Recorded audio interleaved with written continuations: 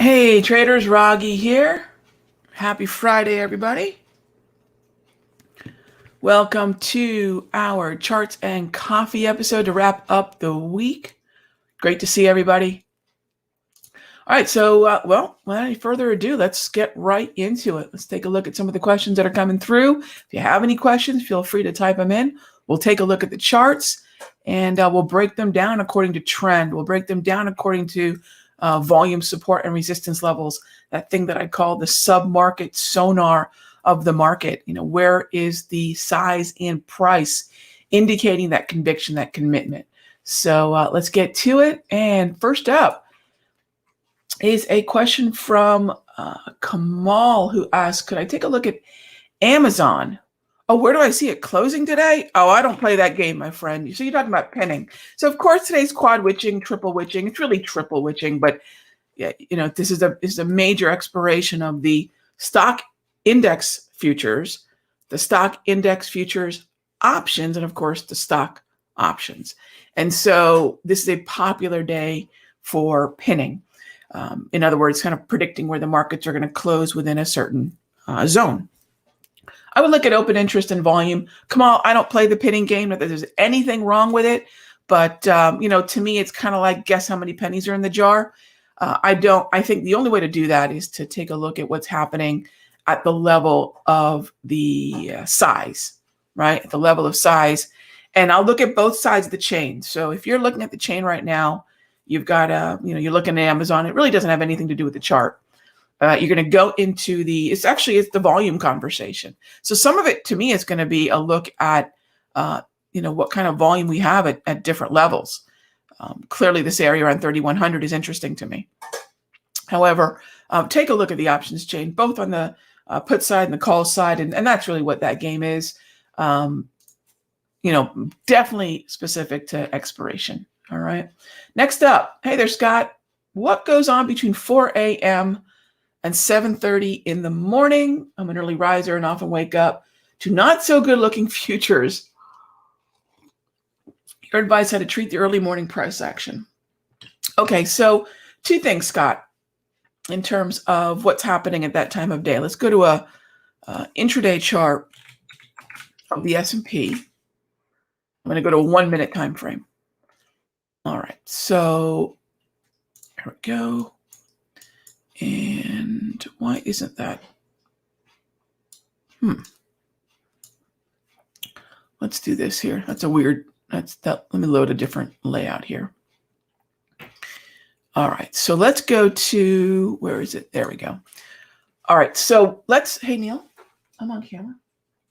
Okay, good morning. My baby sister's in town from Dallas. She's used to me being on the mic, not on camera. Glad you were dressed. All right. All right. So back to that. Take a look at what we have going on at 4. Two things to remember. A lot of illiquidity. I think it's one thing we need to remember. What's happening at 4 a.m. is the other thing to remember. Now, don't assume it's always going to be bad. You never know, but clearly that's what you've been noticing the last however long you've been looking at it. So let's do this. What happens at 4 a.m.? And this is where you really want to be keenly aware of the clock, right? What's happening at 4 a.m. Eastern? The Asian markets are closing. All right, the Asian markets are closing. So what that means is you're looking at the way in which price action is reacting to Auckland, Sydney, Hong Kong, Singapore leaving the market. And there's a lull, and you specified 7:30. I would cut it off at 7. You specified 7:30, but at 7, what you have is really the New York markets opening. And the reason I will say that, again, everything's going to be rooted in data. All right, it's got to be, otherwise, this is where a lot of traders get into trouble. If I take a look, let's go one more layer deeper, because I really want you to understand this. Now let's take a look at the hourly price movement ranges. This is a 24-hour breakdown of the S&P. This is data that I use a lot to measure volatility, as many of you probably already know. At 7 a.m., between 7 and 8, you see how there's a little bit of a pickup here? So pick up at 3, between 2 and 3. Why is that? That's the European markets entering. That's the UK markets entering. So then at 4, that drop you see at 4, it's the Asian markets leaving. And then between 7 and 8, we start to get data at 8:30. We start to see that average pick up between 7 and 8. And that's generally speaking where you're going to see that increase in volatility accompany the increase in attention, right? We're not just mentioning what's happening with volatility. We're looking at attention too. Oop, I'm going to stay on this page. So that's what's happening at 4 a.m. Now, don't always presume it'll be good or bad, although, clearly today, it started heading higher, right? And that's going to have a lot to do with, the overall trend, setups, momentum, etc. So that's what I would say regarding that. Now, actually, after 7, as the U.S. markets now are expressing their opinion about what's happening, you saw right here, pretty big drop pre-market. But again, really, really a time to focus on the fact that these are less participated, lower volume, and a different kind of range. But you can definitely see there's what is factoring its way into the market right now as we're taking a look at this. The Fed will not extend a pandemic crisis rule that has allowed banks to relax capital levels. Interesting. Okay. So I don't know that that's the reason for that move, but that was about 5 minutes ago, right? That was about 5 minutes ago that the Fed relief supplementary leverage ratio expires March 3/1. Who knows? I mean, there's some interesting things going on. That's unusual drama for 9 in the morning Eastern. Thanks for the question, Scott.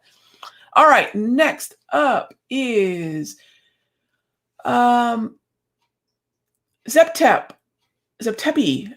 Good morning. In Grab, is it possible to turn off the bands? My background is black, so I'm just changing the black so they don't stick out much. It depends on what time. It depends on what platform you're on.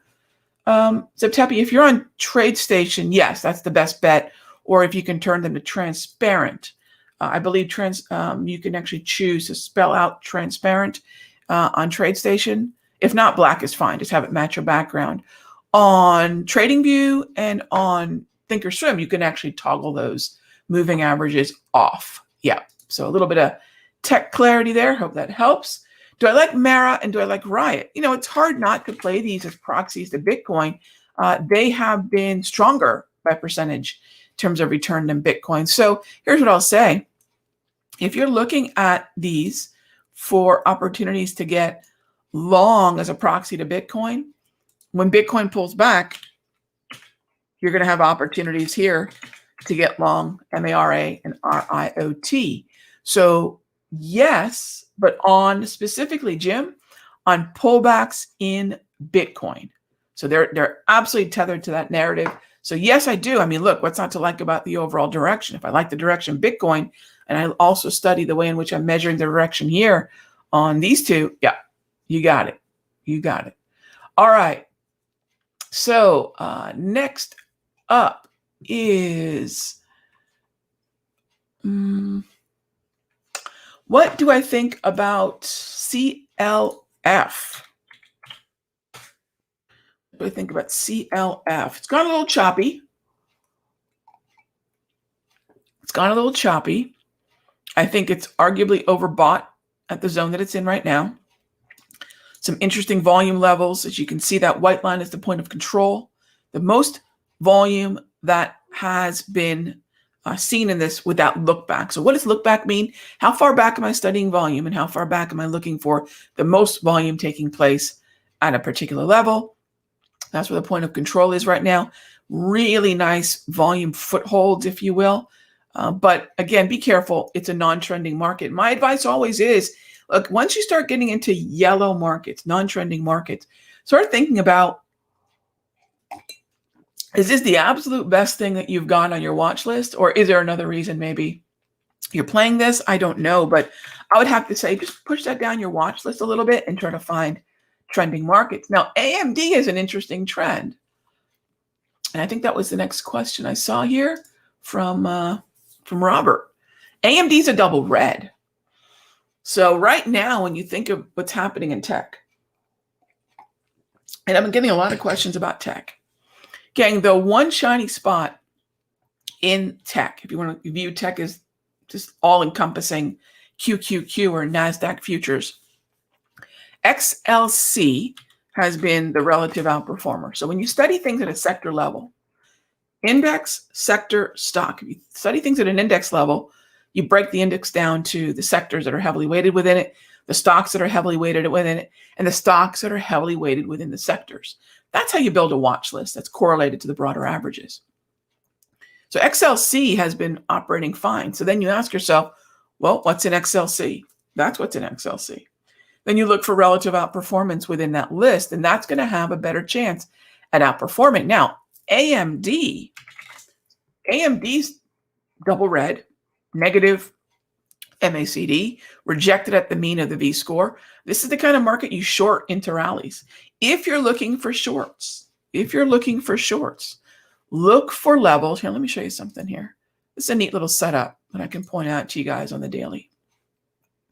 All right, so look at where the market enters the wave and where we have volume levels like that. That's what you're looking for. Those are really interesting levels. See that volume right there? See that sticking out further? Imagine taking, so I think most of you are used to histograms like this, right? But they're sitting along the bottom of your screen going up, showing you the amount of volume for that day. I find that not nearly as beneficial as volume at the price. So you take that same histogram and you move it to the side. And now it's telling you what price did we see participation at, not what day or time, but what price. So imagine your volume histogram coming in sideways, indicating the importance of certain price levels. You get that overlapping with your price-based technicals, moving averages, support and resistance. You end up with this volume-based assessment of what's going on at that level. You get a completely different look at the market. You've got a sub-market sonar look at the market. And that, to me, is where a lot of traders don't look, and if you can find those levels where the technicals, which are really based almost exclusively on price, are overlapping with the volume levels. Now you add another layer, and that's volatility. Now you're looking at the market, and then you add time. Now you're looking at the market through the 4 factors that I recommend. But that's a short on bounces, Robert. Hey there, Chris.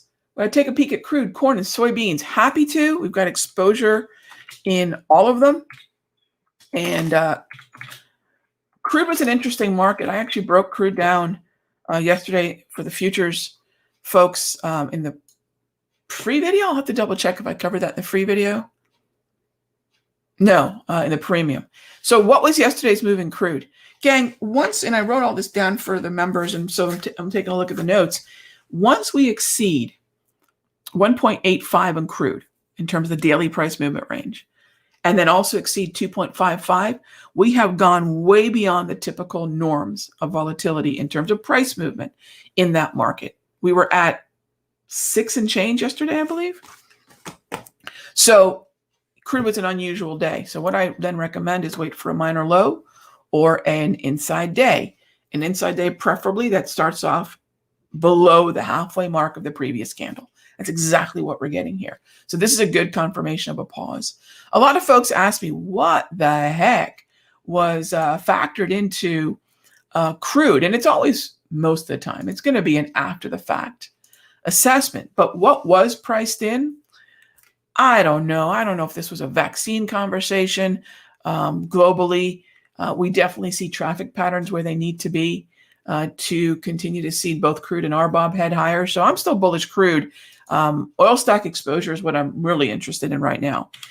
Corn was not a dramatic move. We're already long corn, and we're looking for more follow through, ideally through about 555. We're at a break-even trade on corn, both in the futures room and in Sector Secrets Mastery. We've got a long position here that has hit its initial profit target, which means we're at the break even now. And beans, yeah, you're absolutely going step by step, and I love it, Chris. Down my futures playbook, beans give us an opportunity to buy not only more ZS but SOYB. Again, these are two trades that are reflation trades. These are two trades that we have going on in both the futures room as end of day swings and the sector secrets mastery. And so, yeah, I do believe in the longer term overall uptrend in crude. Let's remember this. We've seen these shenanigans before. I'd like very much, and I think if we take a look at, let me show you one other thing here.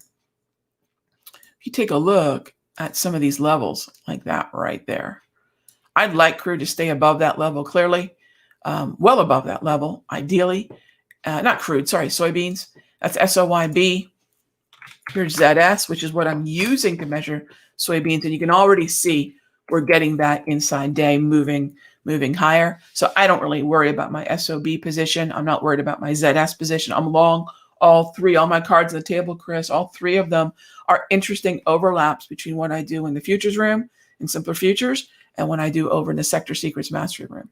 And they're absolutely tethered to that reflationary environment that we've been talking about for weeks here in Charts and Coffee. PH 19, which is my favorite number. Did you see the ES this morning drop? Yeah, we were just looking at that, trying to figure out if that was a reaction to the Federal Reserve and the leverage ratio, supplementary leverage ratio that expires the end of this month, and that they're not going to expand, push that out further in terms of expiration. That could be it. That could be it. But early morning shenanigans, we should not overrule. And of course, lower volume, lower attention. You know, the action we see between 2 and 7 is tricky, but the action we see between 4 and 7 can be even trickier. And then clearly, as we go into the morning, we're still waiting on the major volume. So keep that in mind. Pre-market pajama trading it's its own beast. All right, Twitter, not my favorite. Wouldn't want to short it per se. Gani or Jani, I'm sorry if I mispronounced your name. As a Raghee, I can completely sympathize. Cool name, though.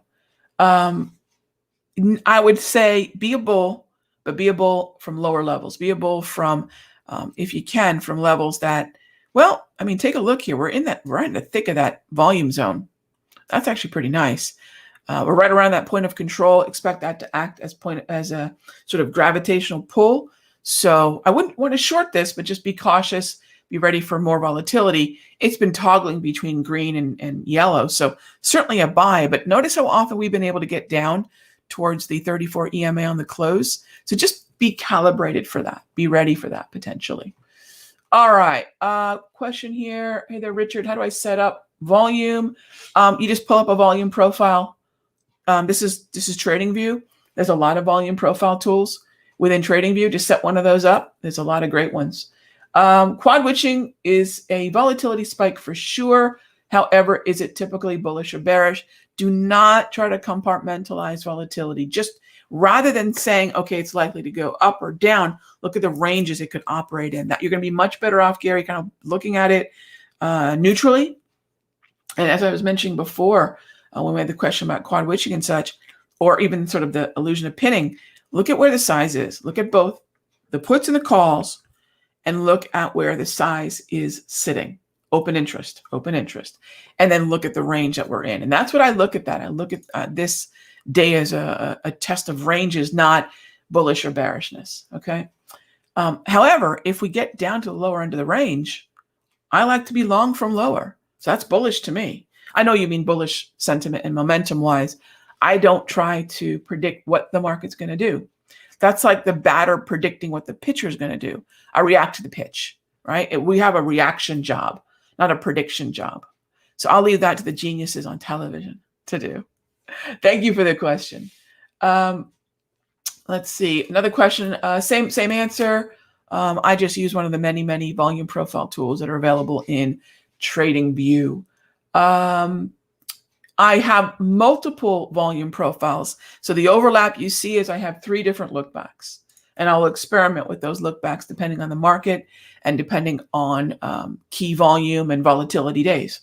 And so I will adjust those based on the behavior of that chart: gaps, earnings, volume, significant volume days, events, etc. All right, Alex, rotation out of tech, that seems to be the case. Yep, historically, that does not last long. My thoughts? Again, anything that starts edging me into how long something's going to last or where it's going to go, not what I want to do with what I'm getting right now, is something that I don't want to engage in. I'll tell you what, Alex, and this is the most honest answer. No, we don't know. Like I said, I'll let the geniuses on television, speculate about that.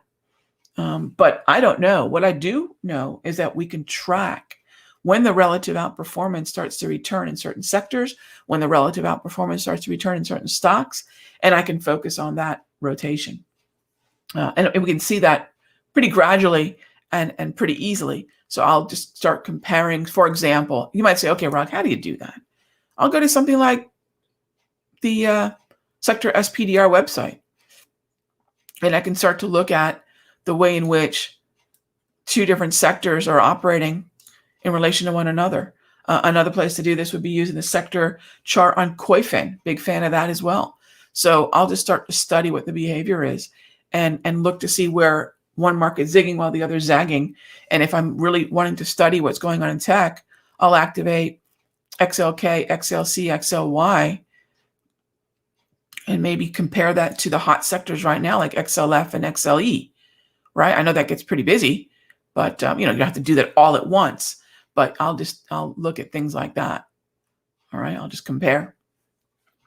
Okay, so you can take XLC out of it, but you can compare those and see what you glean as some markets will turn around while other markets are heading lower. That's what rotation is, gang. That's really what at the heart of rotation is.